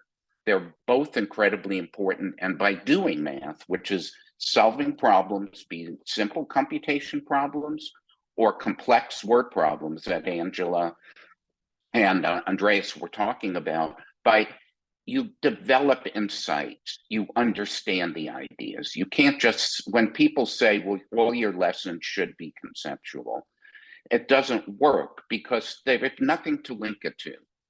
The other 2 key topics is use of the number line as being critical, not as being covered, because we've seen this in rooms. Teachers use it, but that kids really become fluent by the time they leave elementary school, or sixth grade in particular, with using the number line in terms of fractions, in terms of decimals, in terms of negative integers, positive integers. And the reason for that is Algebra 1 or Math 1 does not become a shock to them, because kids are always thrown by suddenly seeing these graphs and functions and this kind of thing. And yet, if they're used to using the number line and being aware that teachers often teach it, but they're not themselves so comfortable with using it as a tool. So it's not like there should be knowledge, professional development, and teaching procedures. They need to be linked together, but you want to make sure teachers understand the concepts that kids need to master. And I think we got some thoughts from Andreas about some topics that maybe could be covered and all, but this is the basis: fractions, number line. And the third thing is word problems and problem solving. And looking at Singapore math, which we did, lesson 1, day 1, first graders, they're simple problems, they're pictures, they're not word problems, but they're integrated together. They need to be integrated together in math lessons. So kids see that's how they're going to develop conceptual understanding, not by lessons only on conceptual understanding. And the last thing, and this retooling is important, we got some hints to it from Governor Bush and from Andreas and Rick, is data science is critical, and it needs to be taught more. And it may be getting rid of some of the pre-engineering things that still infuse US curriculum, not spending as much time on them, because kids need to be thinking about the kind of key ideas starting in late elementary and especially middle school. And the last thought is, I love when Catherine began by saying North Carolina hit middle school, because everyone starts with young kids. It's critical there. But middle school is so important in terms of kids staying in high school and being able to make sense of high school. And there, people don't get enough professional development often. So those would be the kind of issues I would suggest states begin with. Great, thank you, Russ. Dr. Pesky, we have heard from Andreas that math performance was worse in schools that identified a lack of educators or have poorly qualified educators. Tell us what NCTQ has found regarding education preparation programs and the quality of the preparation of our future teachers. Yes, thank you so much for inviting me to be here, Patricia. I appreciate being part of this panel with these other great folks and learning from you all. As Andreas and as Rick both said, and as I think we all agree, the only way forward to improve student math results is to ensure that all children in our country have access to qualified, effective teachers. And the only way for teachers to be qualified and effective is to be well prepared. So we know that teachers are the biggest in-school factor when it comes to making a difference with students. And interestingly, when Andreas showed his data, one of the things I thought was so interesting is the slide where he talked about the support for students from teachers and the relationship between where students reported they felt more supported and their outcomes. Now, the only way for teachers to be supportive is for them to feel comfortable with the math themselves. And we know from a 2018 survey of teachers across the US that many elementary teachers in that survey reported that they feel quite uncomfortable teaching math. So NCTQ in 2022, in the spring, about a year ago, we released a report that we called the Teacher Preparation Review in Elementary Mathematics. And what we did is we looked at 1,100 elementary teacher preparation programs across the US. And if folks who are watching and listening are interested, you can go to NCTQ's website and look at your own state and then look specifically at the teacher preparation programs we analyzed. So you can see how each of the preparation programs did. And on the one hand, what we found when we looked at these 1,100 teacher prep programs, elementary teacher prep programs, we found some reason for optimism. So since 2014 up to 2022, we found that at the undergraduate level, the preparation programs had increased the amount of time they spend preparing elementary teachers to teach math by 19%. So in just a few years, 2014 to 2022, there was 19% more course time spent on preparing teachers to teach math. And again, this is at the elementary level. So we were hopeful and optimistic about that. I'll tell you about the graduate programs in just a minute. But though they were providing more time for mathematics and preparing teachers to teach mathematics, they weren't spending the time in the best ways. And so Russell had talked about the different content areas where we need our teachers to be prepared. And so there were a few areas that were lacking. One of them is in numbers and operations, and the other is in algebraic thinking. And the reason this is particularly important is because if you don't understand things like fractions, as Russell said, and how to teach fractions to kids in 4th grade, then when the students get to 7th grade, they're not going to understand proportional reasoning. Because all of these skills build on each other over time. We call it vertical progression with the sort of technical term. But many of you know who are listening that, of course, if you don't know anything about fractions, or if as a student you're weak in fractions, when we then are asking you to look at decimals, or when then we're asking you to look at proportional reasoning, both in math and then in other subjects, when you get to high school and you're looking at chemistry, or you're looking at other ways in which you're using proportional reasoning, the child is going to be weak and likely isn't going to understand that skill.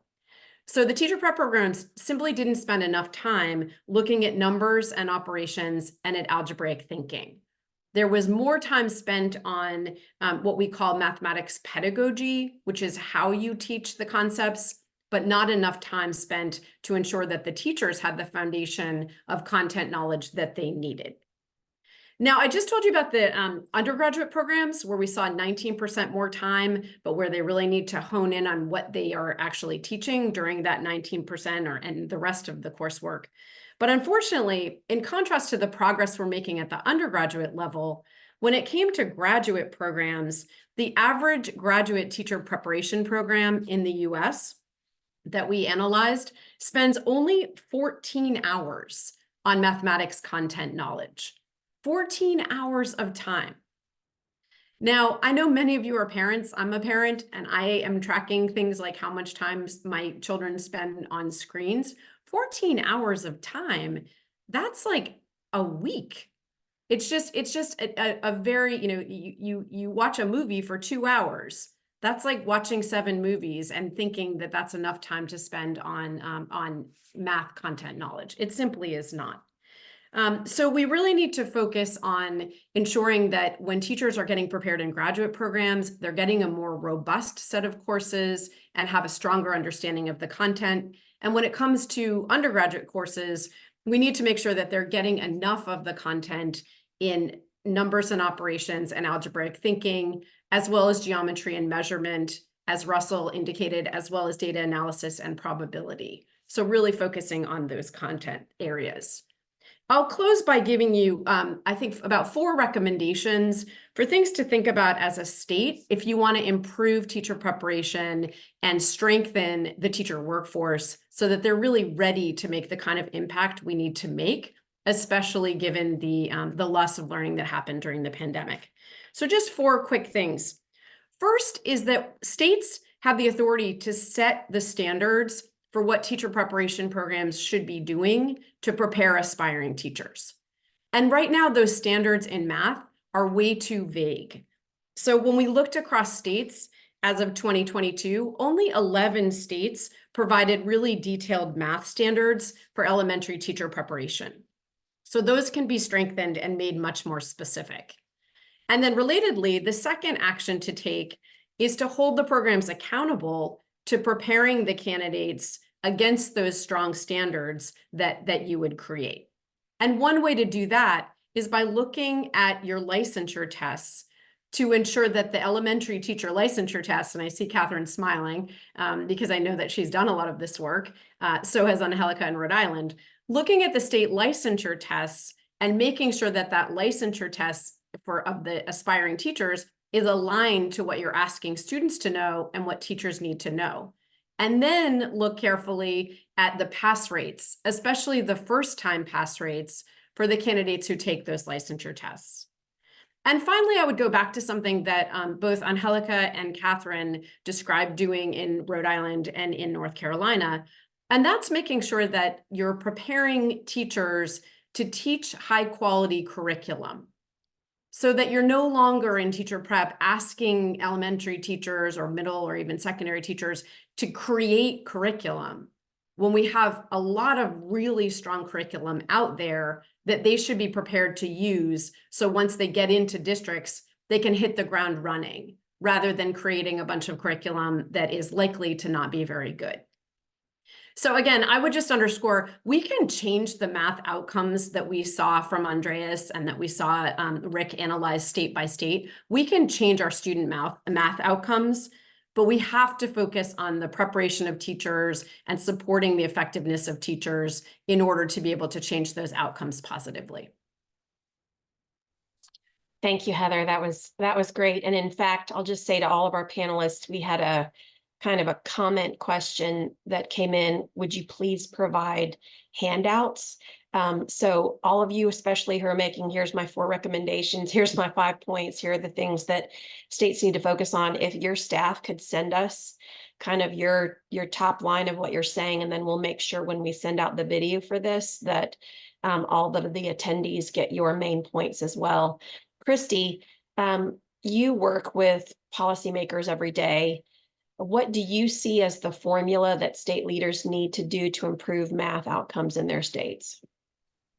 Well, Patricia, we know and research verifies that the success in math increases prospects for future income and improves later in life outcomes. So state leaders must take teaching math very seriously. So we've heard from Andreas and Rick, many students' math prospects are diminished because they've been struggling in math for the last decade. So taking immediate action and making a concerted effort to turn these results around is imperative.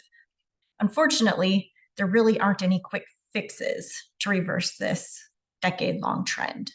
Solutions require a comprehensive math strategy, but don't worry, ExcelinEd has a policy paper on this based on the National Mathematics Panel Advisory findings. That includes daily instruction for math using the high quality content and instructional materials that Dr. Pesky just referenced, IES, practice guides that Dr. Gersten was talking about, looking at ed reports to make sure those curriculum are aligned, the Intensive Intervention Center at the American Institutes for Research, all resources that help us select those high quality content and instructional materials, in addition to making sure we're using them every day in the classroom. Need to be able to support those teachers with professional learning and coaching throughout. Having those assessments and those parent notifications, letting parents know if students are struggling in math and giving educators specific information about what students specifically are struggling with so we can provide those appropriate interventions. Also, providing resources to families and caregivers is imperative. Using free tutoring resources and having at-home practice guides will go a long way. States really must ensure that students have daily math instruction with an effective teacher. We take for granted, or we sometimes assume, daily math instruction is occurring, and it's occurring for a long enough amount of time to be able to accurately and truly convey a lesson and incite student learning. Curriculum, as we've heard, should be high quality content and focused on procedural and conceptual problem-solving skills, really focusing on whole numbers, fractions, and geometry. Students who are behind need to be given more personalized math support, extra time, extra instruction, and we have to ensure that students are ready and prepared to succeed in those higher level math courses. lots of strategies that we can be using. And we know from decades of study that accountability systems coupled with high quality math instruction and reading instruction will really lead to improved student outcomes. To deal with some immediate impacts of losses, I'll highlight just a quick new NEAT tutoring program that started this year in partnership with Indiana State Secretary of Education Katie Jenner, partnering with SalCon to implement Conmingo, which is a generative AI tool that is used to provide one-on-one tutoring for tens of thousands of students in Indiana, and also some other districts that are piloting it outside of Indiana to empower educators to be able to use AI-guided lesson plans and provide insightful student feedback.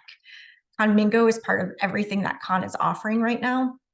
And it's akin to having a personal tutor or teacher by a student's side all day to ask questions, get hints and tips for approaching problems, be able to nudge students in their thinking and figure out how to answer questions and solve problems for themselves. So we'll be closely watching this as a supplemental approach to provide more students some instructional guidance and support as another way to improve outcomes. We know these policies aren't enacted and adopted in a vacuum. You know, families, educators, school leaders, policymakers, and others have a lot at stake, and oftentimes a lot of questions. We're here to help with the implementation of these things and use our practice guides as well. So we just need to be sure that we have an opportunity for all students to succeed, not just within our system, but once they exit and beyond the K-12 system.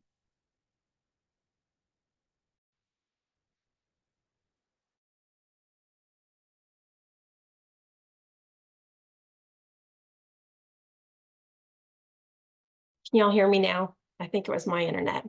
Apologies for that. We are running out of time. I want to just give all of our panelists here the opportunity to have a takeaway. You've got not only leaders who are listening to this presentation live, but we've had several say, send me the video because I had a state board meeting or something else that was on. If you could start, maybe we'll just go Rick, Denise, Heather, Russ, Angelica, Catherine, and Christy. What is your last point for our leaders that are on the line today on what they need to be doing? I actually have 2 points. One is one that Christy brought up, and that is scores started declining in 2012, according to my pictures, which I attribute in part to moving away from accountability. Now, NCLB had to change, but I think that we are moving too much away from accountability. And the second point is the urgency. I think that each of the leaders and Heather talked about things that to do more in the long run. In the short run, we have only a few years to take care of these losses. And I have a solution that doesn't resonate very well with many people, but that is take our most effective teachers and have them teach more intensively. We have great math teachers in every state. And if we use some of the ESSER funds or maybe state appropriations to provide incentives for the best teachers to take on more students, we could in fact deal with these shortages immediately, as opposed to relying on a change in the composition of the teacher corps. Denise.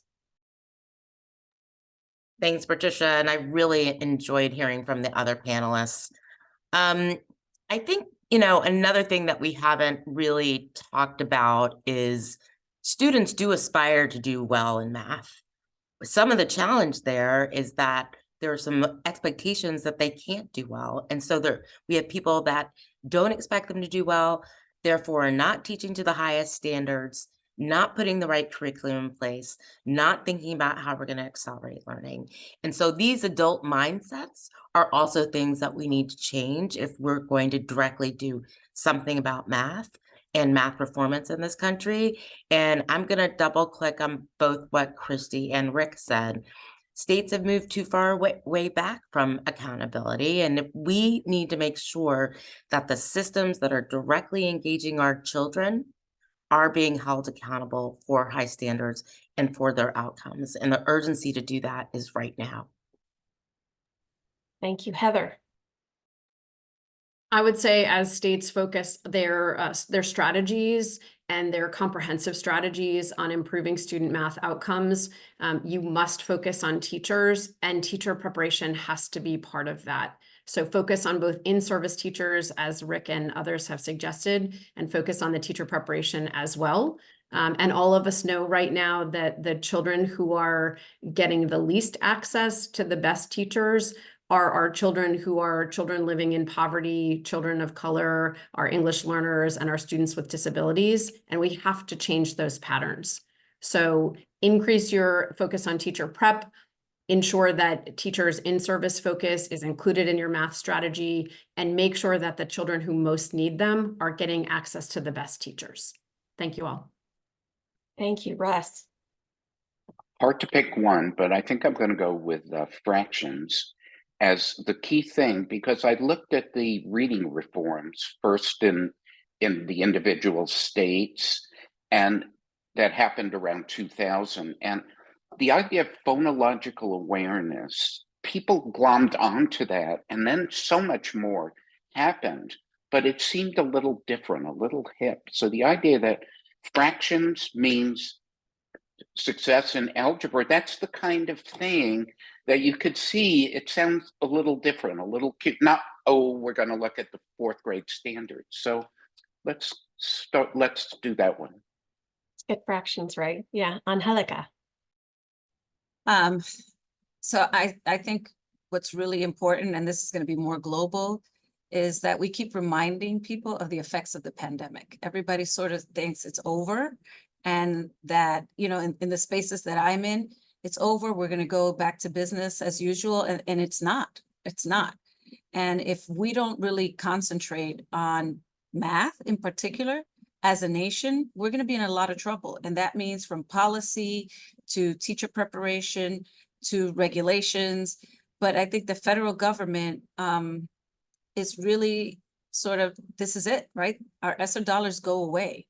And money doesn't fix everything, but it allows us to focus our attention where it's needed. And the fact that it all goes away in one lump sum, that's a big problem for us. I'm very worried about where we're going to be the following year. Catherine. Well, Rick, if I had the power to do what your suggestion was, and Russell, what your suggestion was, I would certainly do them. But since I don't have that kind of power, what I would say is that there isn't just one thing. And I say that because everything that everyone has said is absolutely spot on. And in order for all of those things to be accomplished, there has to be a statewide policy framework approach. And if you don't have all of your major stakeholders, your legislature, your institutes of higher education, your state education authority, your state department of education, and your local superintendents on board with something that has the power to completely overhaul, because that's what we're really saying, our approach to math instruction and accountability, then it won't happen. Christy. Please don't wait. I had the opportunity to talk to a lot of policymakers in Atlanta a couple of weeks ago, and a common refrain I heard was, well, we need to figure this reading thing out first. Don't wait for math. Be like Rhode Island, be like North Carolina, be like Indiana, be like Alabama. You can do both at the same time. K-8 schools have 2 primary subjects they're supposed to teach, reading and math. We can do both at the same time. Thank you all. I'm so grateful for the panelists, for your time today. Dr. Hanushek and Andreas, thank you for your international findings, for your state-based findings. I want to thank Governor Bush. I think he's still on, and if he is, he can say a few words to us. In the next few days, our team will be sharing a recording of today's events along with the presentations that were made today.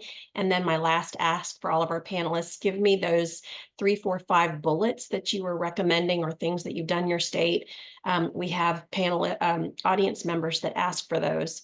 To all of our attendees, thank you so much for joining us today. Have a great day.